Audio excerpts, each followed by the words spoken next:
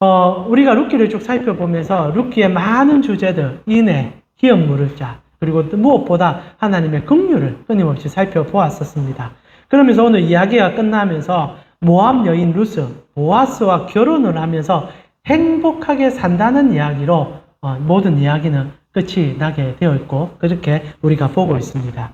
근데 말입니다. 우리의 기억을 처음으로 다시 한번 돌이켜 봅시다. 여러분의 생각에 룻이 모압을 떠나서 이스라엘로 왜 왔다라고 생각합니까? 결국 해피엔딩으로 끝나지만 그녀는 어떤 이유로 인하여 모압 땅을 떠나서 이스라엘 척박하고 아무것도 알지 못하며 광야와 같은 그녀에게 있어서는 찾아올 수밖에 없는 이유가 무엇이었습니까? 여러 가지 이유를 살펴볼 수 있겠죠. 첫 번째는 그녀에게 사랑하는 남편이 죽는 바람에 어쩔 수 없이 시어머니가 돌아간다고 하니까 돌아갈 수밖에 없는 그런 상황도 분명히 있었을 것 같습니다. 나아가 또 시어머니와 인생을 살아가면서 고민하는 과정 속에 시어머니가 믿는 하나님의 그 매력이 그녀를 사로잡아 신앙적 결단 가운데 모압을 떠나 이스라엘로 갈 수도 있었을 것 같습니다. 아마 여러 가지, 성경 그 얘기를 해주지 않으니까 여러 가지 이유 가운데 결단을 내렸고 모압을 떠나 이스라엘로 갔을 것입니다.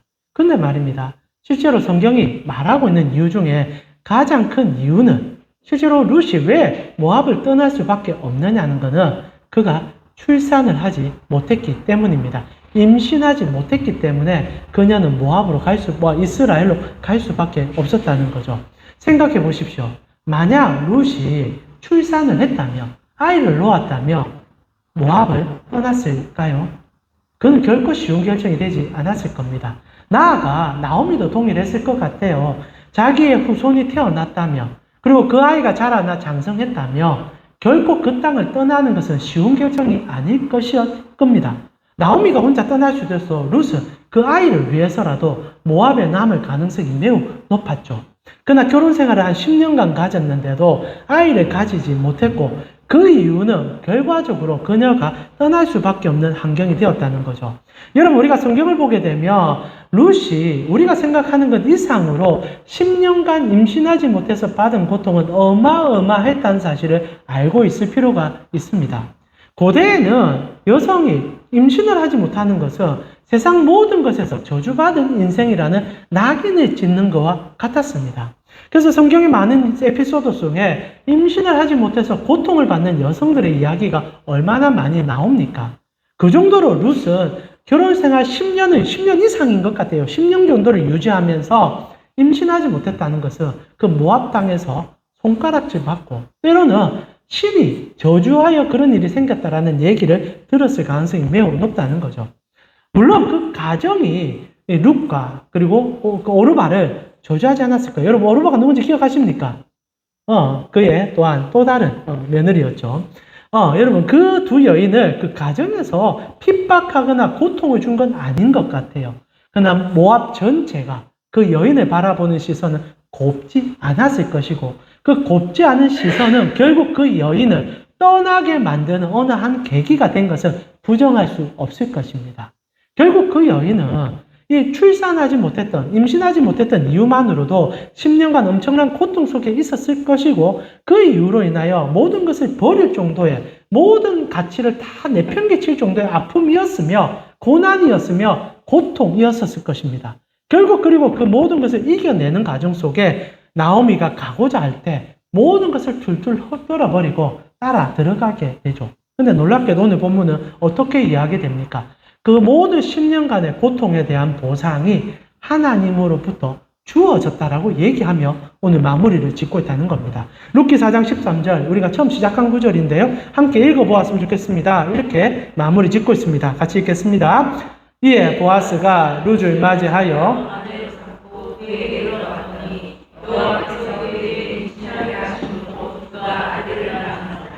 여호와께서 그에게 임신케 함으로 자녀를 낳았다라고 되어 있죠. 결혼한 지 얼마 되지도 않은데 임신을 하게 되고 출산을 했다는 겁니다. 결과적으로 이 문제가 이 룻기를 관통하는 주제였다는 거죠. 그렇게 고통스러웠다는 겁니다. 임신을 하지 못한 문제가. 근데 하나님을 만나고 하나님의 뜻대로 행하니까 보아스와 결혼하자마자 아이를 낳음으로 이 룻에게는 전혀 문제가 없었다는 얘기를 해주고 있다는 거죠. 실제로 오늘 본문은 결국 이 10년간의 아픔 속의 문제를 하나님이 만남을 통하여 하나님이 그 여인을 이끌어주는 과정 속에 해결해주는 분으로 나타나고 있습니다. 근데 말입니다. 여기서 우리는 조금 발칙한 상상을 해볼 필요가 있는 것 같아요. 그러면 10년간 룻은 임신을 하지 못하여 고통을 받았습니다. 근데 그 여인의 몸에는 이상이 없었던 것 같아요. 그렇다면 그 남편이 문제가 있었는가? 근데 그렇게 보기에는 뭐 룻뿐 아니라 그 집안 전체가 임신을 하지 못하고 있는 걸 볼 때 어떤 특별한 이유가 있었던 것 같고, 물론 임신을 하는 것은 우리가 될 수도 있고 안 되는 문제일 수도 있습니다. 이거는 누구의 탓이라고 부를 수는 없습니다. 그러나 오늘 본문의 내용을 볼 때 결국 하나님께서 이 임신하지 못하는 문제를 가지고 그 여인을 부르고 있다는 것은 부정할 수 없는 결론으로 가고 있다는 거죠. 여러분, 제가 처음 룻기를 시작할 때 사실 이렇게 해석하는 것이 조금 위험할 수 있다는 얘기로 시작한 거 기억합니까? 인생의 모든 고난은 하나님이 주는 건 아닙니다. 근데 크리스찬들은 때로는 믿기 때문에 인생의 모든 섭리가 하나님으로부터 주어진다는 확신 속에 고난까지도 주님이 주어지고 주님이 주시는 것이라는 해석을 하는 경우가 있습니다. 그러나 그게 얼마나 위험합니까? 여러분이 당하는 고난이 모든 것이 하나님 때문이라며 내가 잘못하지 않는데도 당하는 고통에 대한 해석을 하기가 쉽지 않습니다. 나는 주님을 열심히 사랑하는데 왜 나에게 이런 고통이 찾아오냐고 질문할 때 거기에 대한 답을 하나님께로 올려드릴 수는 없는 거죠. 그래서 실제로 성경에 나오는 대부분의 이야기도 그러지만 고난은 불현듯 찾아오고 우리가 아담 이후로 죄된 인생을 살아가는 삶의 모든 인생의 결과물이기에 믿는 자나 믿지 않는 자나 돌발적으로 찾아옵니다. 그러나 오늘 우리가 마지막 내용을 볼 때 돌발적으로 찾아온 고난일지라도 하나님은 그것을 사용하는 분이라는 사실이죠. 그 집안에 10년 동안 임신의 일이 없었습니다. 두 며느리 다 임신을 못하고 있었어요. 그래서 10년 동안 그 가정은 가장 고통을 신음하고 있었습니다. 근데 그것은 하나님이 주신 것은 아닐 것입니다. 그러나 결과적으로는 그들이 임신하지 못하는 것까지도 하나님은 사용하셔서 그녀들로 하여금 주님께로 돌아오게 하였고 주님께 나옴을 통하여 회복시켜주는 오히려 덤으로 주는 은혜가 있었다라고 얘기하죠. 실제로 이 얘기가 복음입니다.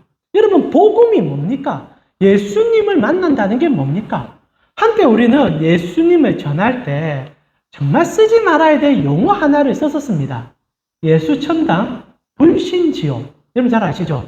예수를 믿으면 천당 갑니다. 천당이란 표현도 조금 맞지 않죠? 하나님 나라. 우리가 조금 더 이제 은유적 표현하면 천국까지는 괜찮은 것 같아요. 그러나 당, 이런 장소적 개념으로 얘기하기 조금 무리가 있습니다만은 여하튼 하나님을 만나면, 예수님을 만나면 천국 갑니다.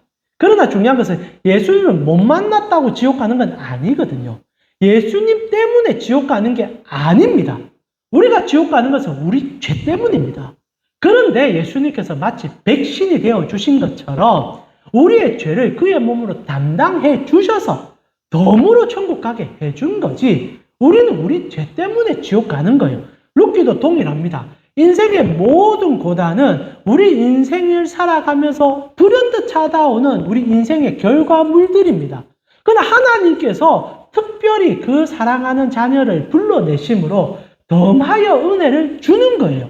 그래서 오늘 본문에는 이 10년간의 이 엄청난 고난의 문제까지도 하나님은 그녀들을 이스라엘로 끌어가는 은혜가 되었다는 거죠. 그래서 제가 발칙한 상상을 해보자는 것은 우리에게 일어나는 대부분의 고난이 하나님과 관계가 없는 것은 사실이지만 또한 하나님이 개입하고 계심은 부정해서는 안 된다는 겁니다.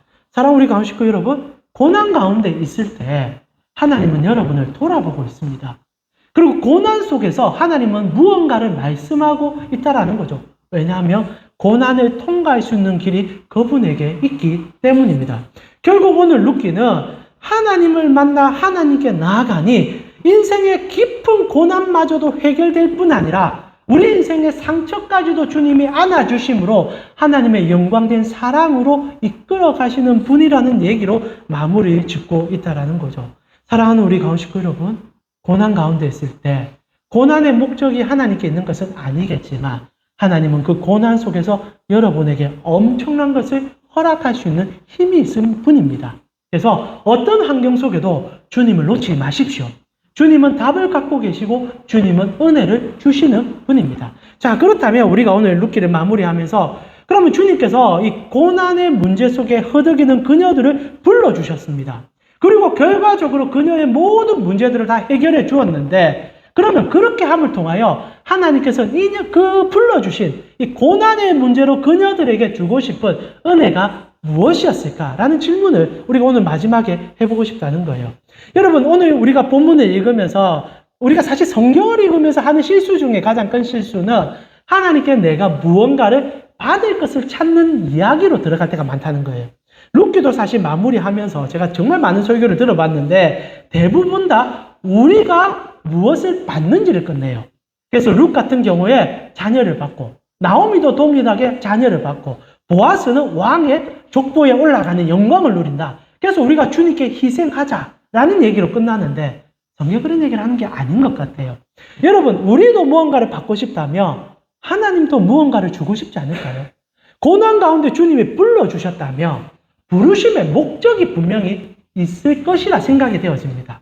자, 그렇다면 오늘 우리가 마무리하면서 하나님은 왜 이런 엄청난 고난, 10년간의 불임 속에서 그들이 고통을 호소하는 과정 속에 결국 이스라엘로 끌어오셔서 그 가운데 기도할 때 줄 수도 있었을 것인데 참고 계시다가 끌어오셔서 해결해 주시고 그리고 그리함을 통해 그 가정에 왕의 씨를 주시는 이유가 뭡니까? 하나님의 목적이 뭡니까? 하나님은 도대체 무엇을 주고 싶었던 겁니까? 오늘 우리는 룻기를 마무리하며 이것을 발견해야 된다는 거죠. 여러분, 하나님은 언제나 하나를 주고 싶어 합니다. 뭡니까? 그의 독생자 예수 그리스도. 궁극적으로는 하나님 자신을 계시하고 싶어 하는 거죠. 인생의 가장 큰 복은 하나님을 아는 것이요. 하나님을 알기 위해서는 예수님을 알 수밖에 없는 거죠.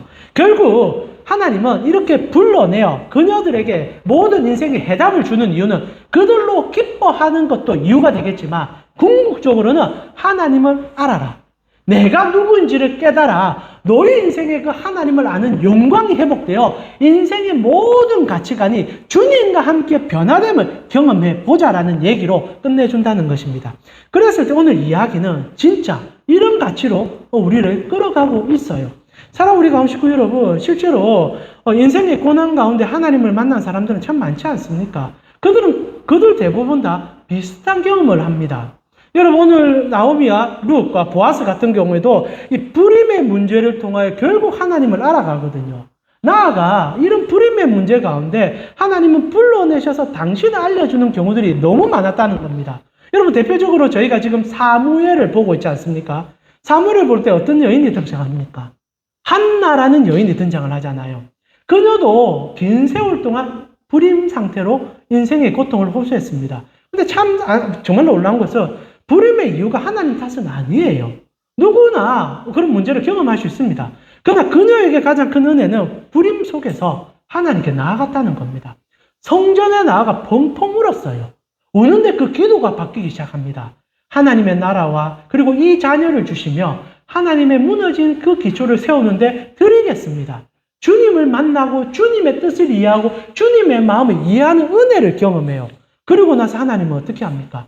불임의 문제를 해결해 줄 뿐 아니라 사무엘을 통하여 그 민족을 주님께 끌어가는 은혜를 주셨죠. 핵심은 하나님께서 고난 속에 하나님을 계시해 주심으로 하나님의 답을 얻는 자녀들이 하나님을 세상에 보여주는 은혜가 나타났다는 거예요.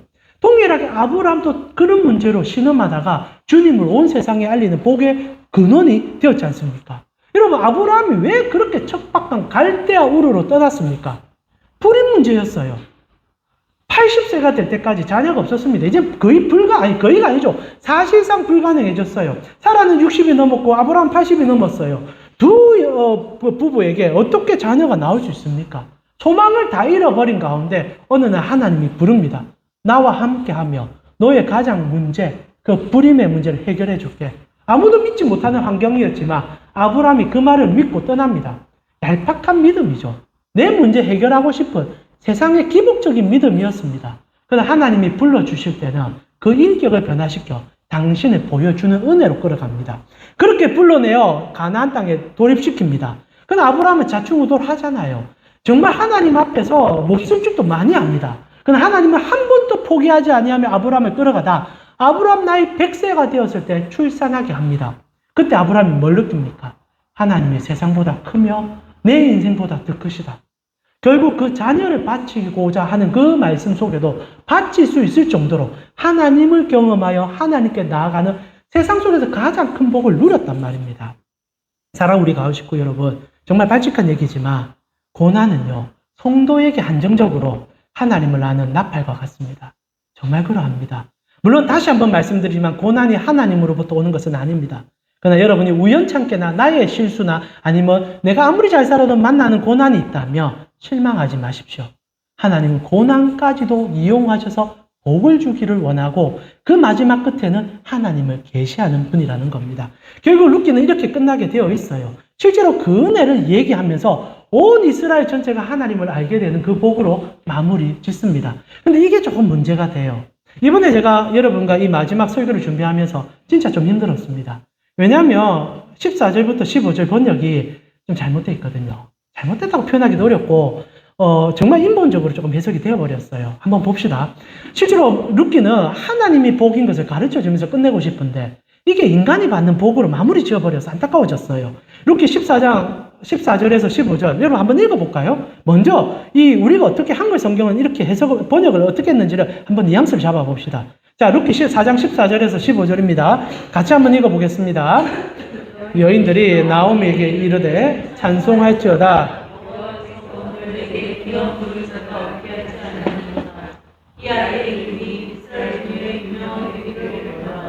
이는 내 생명의 회복자며 내 노년의 복량자라. 곧 너를 사랑하며 7 아들보다 귀한 내 며느리가 낳은 자로다 하니라. 자, 본문 마지막에는 하나님의 은혜로 아이를 낳았습니다 라고 끝낸 다음에 지금 이 여인들이 받은 복에 대한 이야기가 나옵니다. 첫 번째는 여인들이 나오미에게 이르되 찬송해라. 여호와께서 오늘 내게 기업 물을 자가 없게 하지 아니했다. 자, 이제 자녀를 줬다는 얘기를 하죠. 그러면서 이 아이의 이름이 이스라엘 중에 유명하게 되기를 원한다 라고 얘기합니다. 그래서 낳아진 아이가 정말 유명해지고 나중에 결국 다윗이라는 왕까지 연결되니까 이 가문의 아이들이 축복받을 거다라는 얘기를 합니다.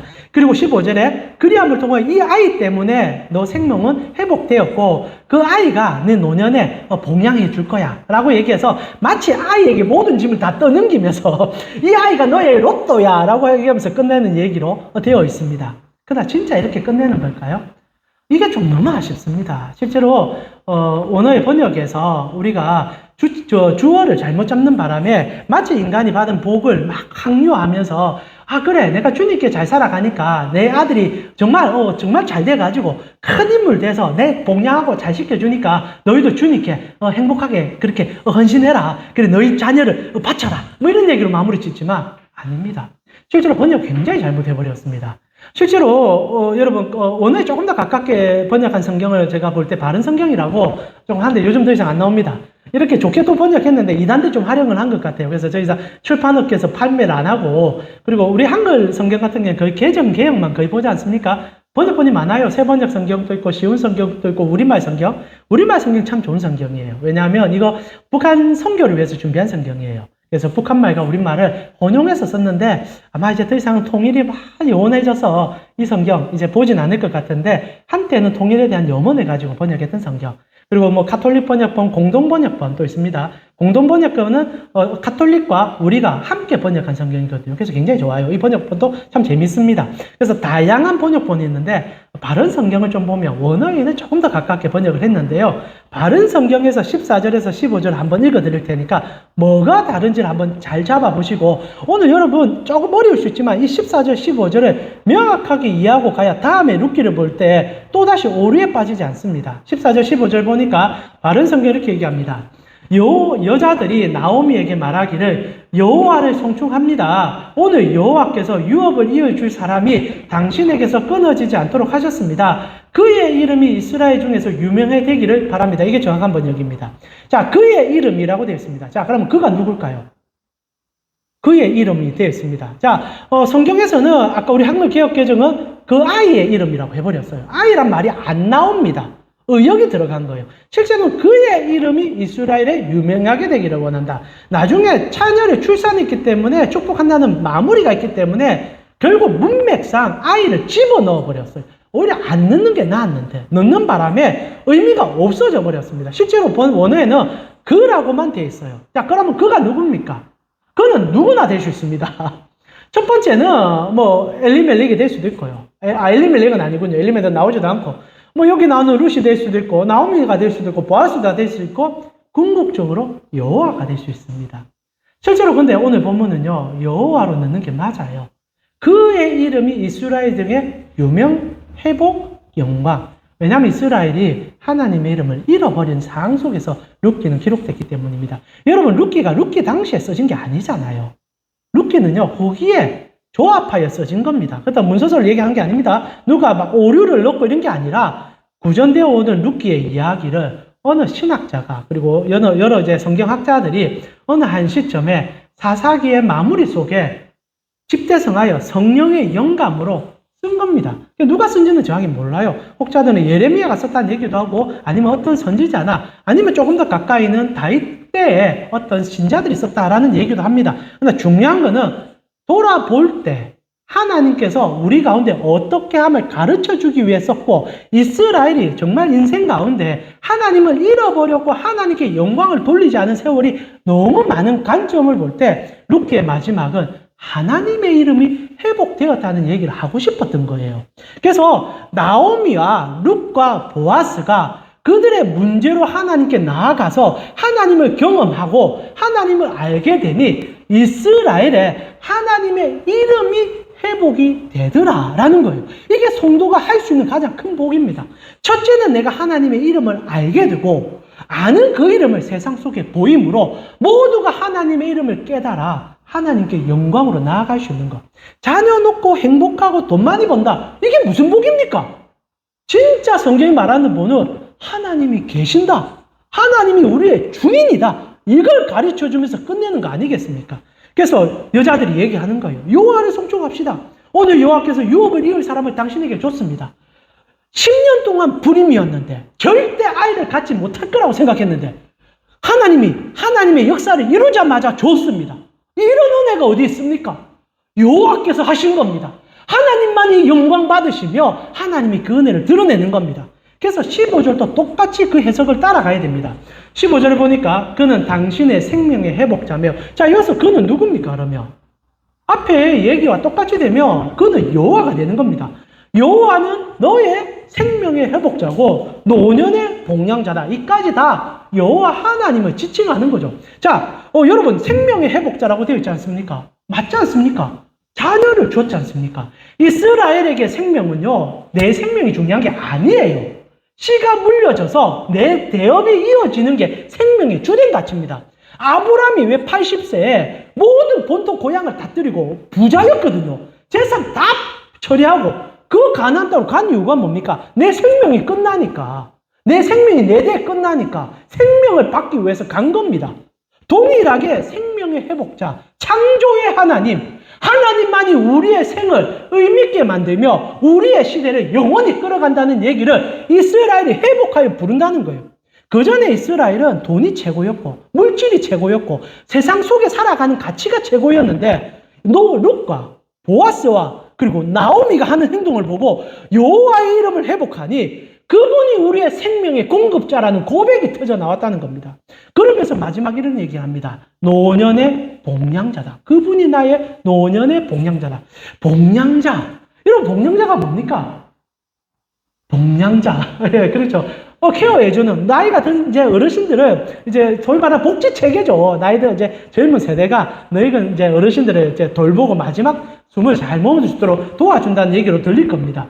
그러다 보니까 마치 그 자녀들이 그래 한 것처럼 느껴지는데 이것도 좀 안타깝습니다. 이 복량자라는 표현이요, 실제로 원어로 보게 되면은 이게 조금 아쉬운데 이 복량자란 말은 원어로 보게 되면요 담다라는 의미를 좀 가지고 있습니다.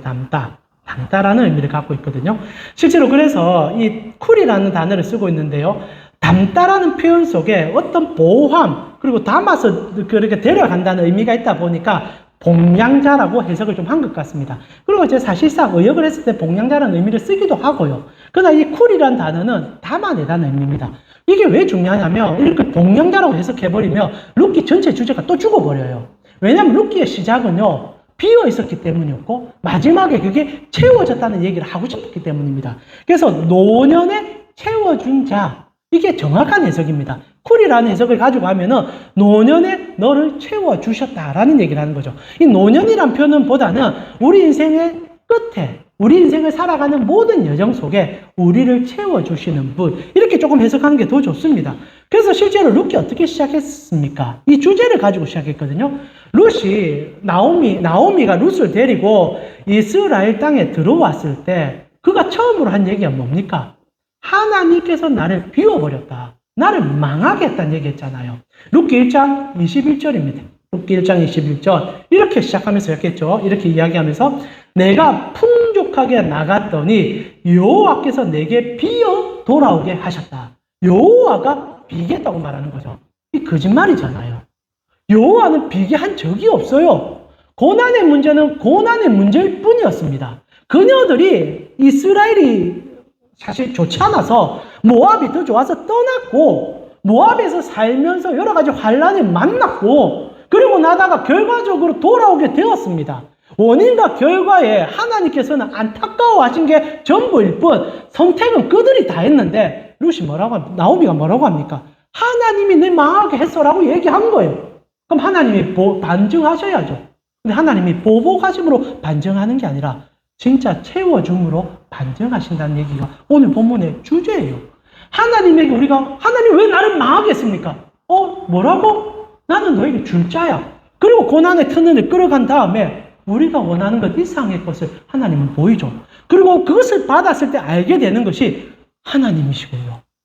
하나님이 나와 함께 하셨군요. 라는 것을 알게 한다는 겁니다. 그래서 노년의 봉양자라는 말을 꼭 기억하세요. 노년의 쿨이란 단어, 노년의 채움, 노년의 보호함, 노년의 덮어줌, 이렇게 해석하면 더 좋습니다. 그래서 제가 이 의역이 너무 많아져 버려서 원래 히브리어들이 의역이 좀 많이 들어갈 수밖에 없거든요. 그래서 제가 요번 주에 설교 준비하면서 제 나름대로 좀 사역을 해봤습니다. 여러분 혹시나 쓸 수 있으면 여러분 성경에 써놓으세요. 어디에도 번역본이 없는 저만의 번역입니다. 그래서 히브리어 번역하다 고생 좀 했습니다. 제가 사역을 해봤습니다. 의미를 그대로 살려봤습니다. 한번 잘 한번 들어보십시오. 그리고 여인들이 나오미에게 말했다. 찬송받으소서 여호와여, 그는 오늘 너에게 구속자를 그치지 않게 하셨도다. 그의 이름이 이스라엘에서 불리리라. 그리고 그는 생명의 회복자가 되며 내 노년을 채워줄 자가 될 것이다. 왜냐하면 문장에서 끝나게 되어 있습니다. 그래서 여기까지 하나님을 찬양하고, 왜냐하면 너를 사랑하는 내 며느리가 그를 낳았기 때문이다. 생명의 공급이 시작됐다는 얘기로 끝나죠. 그녀는 7 아들보다, 이 7이라는 숫자가 뭡니까? 완전수, 안식수죠. 그래서 하나님의 안식이 그 아들을 통하여 주어졌고, 그리함을 통하여 너희가 하나님을 깨달았고 우리도 같이 하나님을 보게 되더라. 이게 사실상 온전한 번역입니다. 다시 한번 읽어드릴게요. 여러분 잘 기억해 놓으십시오. 그리고 여인들이 나오미에게 말했다. 찬송받으소서 여호와여, 그는 오늘 너에게 구속자를 그치지 않게 하셨도다. 그의 이름이 이스라엘에서 불리리라.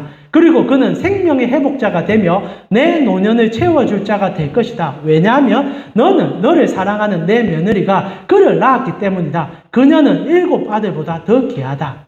사실 이렇게 하기 때문에, 그라는 표현 때문에 앞에 모든 해석을 의역으로 시켜버렸지만 여호와를 찬양하는 부분과 노아진 자녀분을 좀 나누시고, 그리고 왜냐하면 그 결과적인 부분에서 하나님을 찬양하는 내용으로 이해하면 됩니다.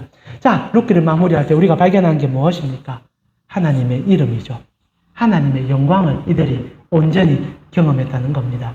사랑하는 우리 가우식구 여러분, 모든 것을 잃어버린 자도 하나님을 만나면 삽니다. 삶의 고난 속에서 쓰러진 자도 하나님의 이름을 듣게 되면 일어날 수 있는 거예요.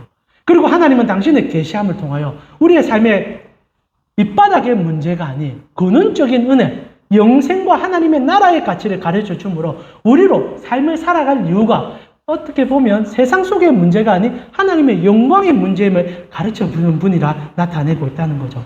저는 그리함을 통하여 이 책이 사실 욥기와 같은 주제를 담고 있다고 생각합니다. 여러분, 욥기가 어떤 내용입니까? 여러분 잘 아시잖아요. 욥기도 이해할 수 없는 고난을 만났던 한 사람을 우리에게 던져줍니다. 그 사람은요, 룻과 다릅니다. 룻은 잘못이 없긴 하지만 나오미는 자기의 선택의 결과에 대한 그 문제를 고민하지만 이 욥이라는 인물은 선택의 결과의 문제도 아니고 천상의 문제를 가지고 지상에서 한 사람이 고통을 받는 문제가 시작됩니다. 근데 어떻게 됩니까? 욥이라는 인물이 참 대단한 게 처음에 하나님을 부정하지 않아요.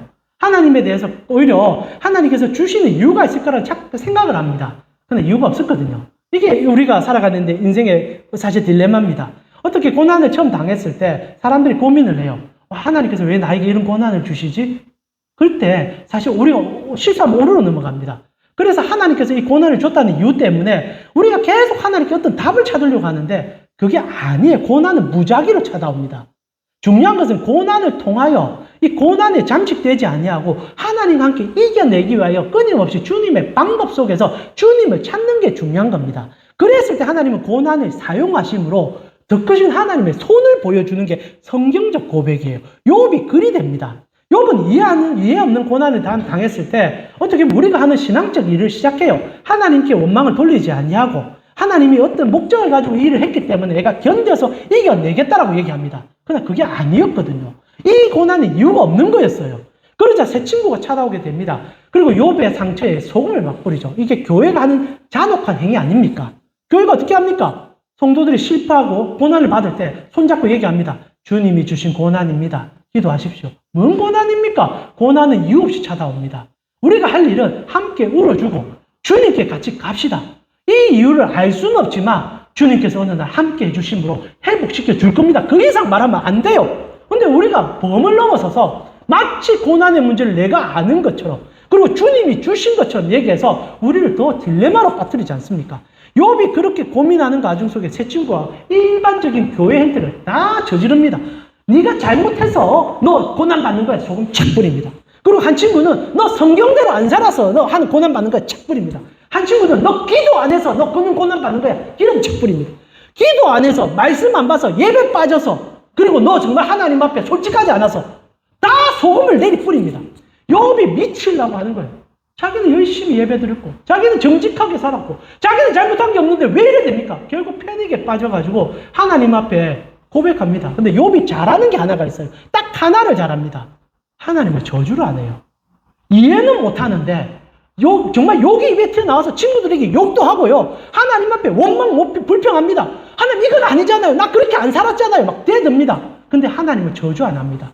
처음에 시작할 때 욥의 아내가 욥에게 너 하나님 저주하고 떠나라 하거든요. 욥은 끝까지 저주 안 합니다. 저주 안 하고 원망과 불평만 하다가 마지막 어떻게 얘기하느냐. 하나님 그냥 죽여주세요. 나는 더 이상 이 문제를 해결할 방법이 없습니다. 나는 해석도 안 되고 답도 없습니다. 원래 답이 없는 문제였으니까. 여러분 답이 없는 문제예요. 진짜 인생이 원하는 답이 없어요. 근데 하나님이 나타납니다. 그리고 답이 되어집니다. 하나님이 욥에게 너 왜 고난받는지를 설명 안 해요. 딱 하나를 얘기하죠. 당신을 보입니다. 욥이 정말 잠식을 당해요. 천지를 창조하는 얘기를 갑자기 합니다. 온갖 짐승을 만드는 얘기를 합니다. 오늘 본문과 똑같죠. 룻이 뭘 얘기합니까? 여인들을 통하여 생명의 창조자를 회복했다. 창조물을 보여줍니다. 그러고 나서 그 다음에 욥에게 또 어떤 얘기를 합니까? 보호자 되심은 내가 너를 지켜주지 않았느냐? 내가 너와 함께 하지 않았느냐? 그리고 그 새 친구를 부릅니다. 그리고 딱 얘기해요. 너희는 진짜 죄인이다. 너희는 모르는 걸 얘기한 거다. 나는 그렇게 한 적이 없다. 새 친구 깽깽하죠. 회개해라. 그래야 내가 너희를 돌본다.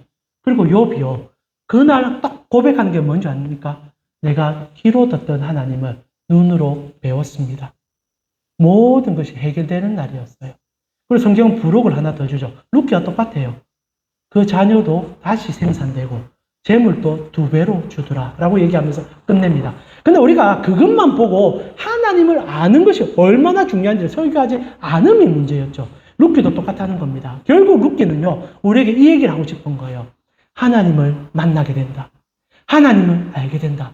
그러면 너 문제 해결되는 거야. 아니, 해결의 문제를 뛰어넘어 하나님의 존귀하심과 그의 충만하심을 너의 전 인생 가운데 경험함으로 어떤 고난이 닥쳐도 어떤 문제가 너에게 다가와도 이길 힘이 그분께 있고 그분과 동의함으로 영원한 생명의 은혜로 달려가게 될 것이야 라고 얘기하는 책이 성경이에요. 여러분, 하나님을 만나는 게 복입니다. 그분이 여러분 인생의 모든 것이에요. 그래서 오늘 룻기가 결국 족보로 끝내는 이유가 뭡니까? 하나님을 만난 자들에게는 영원히 허락됐다는 얘기를 하고 싶은 겁니다. 여기서 끝난 게 아니라는 거예요. 여러분, 룻기에 나오는 족보가 어떻게 진행됩니까? 제가 한번 읽어드릴게요. 베레스의 계보는 이러하니라. 18절에서 22절. 베레스는 헤스론 낳고, 헤스론은 람을 낳고, 람은 아비나바, 아비나바는 나손, 나손은 살몬, 살몬은 보아스, 보아스는 오벳, 오벳은 이세, 이세는 다윗. 근데 이게 정말 의도적입니다. 자, 보아스가 이 족보에 몇 번째 등장합니까? 7번째 등장을 해요. 그럼 7이라는 숫자는 뭡니까? 아까도 얘기했잖아요. 너희가, 나이는, 너 7 아들보다 낫다. 계속 7을 반복시킵니다. 보아스가 7번째 등장을 하죠. 7이라는 숫자는 하나님께서 천지를 창조하시고 안식을 주는 숫자 아닙니까? 보아스 때 하나님의 안식에 들어갔다는 거예요. 보아스를 통하여 유대 땅의 안식을 얻었다는 겁니다. 그리고 나서 보아스 이후에 10번째 다윗이 태어납니다. 10이 뭡니까? 온 세상 모든 것을 나타내죠. 결국 이 다윗을 통하여 예수 그리스도가 오게 됨을 보이며 보아스가 여호와를 알려줌으로 안식에 들어갔고 그를 통하여 다윗이 10번째 옴을 통하여 우리 구주 예수 그리스도가 온 땅에 안식을 줄 그날을 소망해보자 라는 것으로 끝나는 겁니다. 결국 룻기의 주제는요. 여호와를 힘써 알자. 그분이 우리의 생명의 공급자다라는 얘기를 하는 것입니다. 말씀 마무리할까요? 사랑하는 우리 가운 식구 여러분, 이게 복음입니다. 하나님을 알지 못했을 때, 내가 알지만 여전히 세상에 눈이 멀었을 때는 하나님이 어떤 소리를 해도 우리가 알지 못했지만 그 고난 속에 하나님을 붙잡기 시작할 때 하나님은 그 고난 속에 들어와 우리에게 그 무엇보다 크신 하나님을 계시하시며 우리를 덮으시며 이끄심을 보여준다는 거죠. 그리고 궁극적으로 그 끝에 우리 구주 예수 그리스도를 만남으로 그분이 나를 위하여 하신 그 일을 통해 이 세상 속에서 내가 세상의 가치에 잠식되는 것이 아니라 그분과 함께하는 가치로 살아갈 수 있도록 끌어가는 것이 주님이 우리에게 주시는 가장 큰 은혜입니다. 사랑하는 우리 가운 식구 여러분, 룻과 나오미와 보아스가 결국 하나님을 만나서 하나님으로 복을 받았습니다. 그렇다면 동일하게 여러분도 오늘 이 예배를 통하여 하나님을 알기 때문에 하나님께서 여러분과 함께하는 한 주가 되지 않겠습니까? 그러나 여러분 혹시나 고난이 찾아올 수 있습니다. 때로는 이번 한 주도 이해할 수 없는 어려움이 찾아올 수도 있습니다. 그러나 걱정하지 마십시오.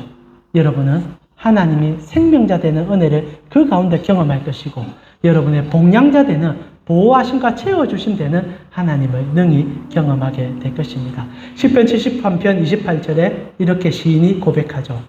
하나님께 가까이 함이 내게 복이라 내가 주 여호와를 나의 피난처로 삼아 주의 모든 행적을 전파하겠습니다. 이번 한 주가 여러분의 그 은혜가 충만한 시간 되어지기를 기도합니다.